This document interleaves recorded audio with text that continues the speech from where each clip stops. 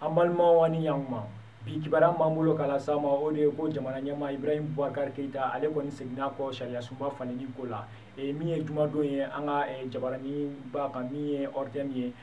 jamana nyama koni bora ka afo koni ko mi ye sharia sumba ye koni kale o wale koni sonsori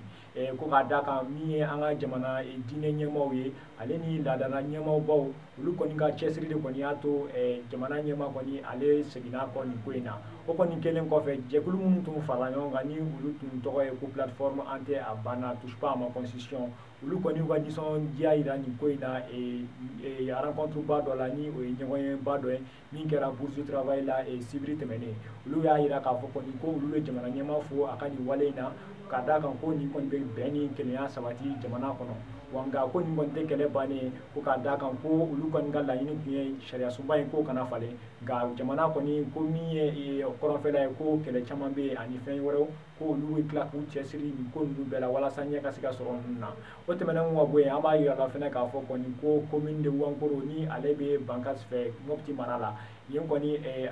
bingani do gera malfatigi do fe ulu koni duan ka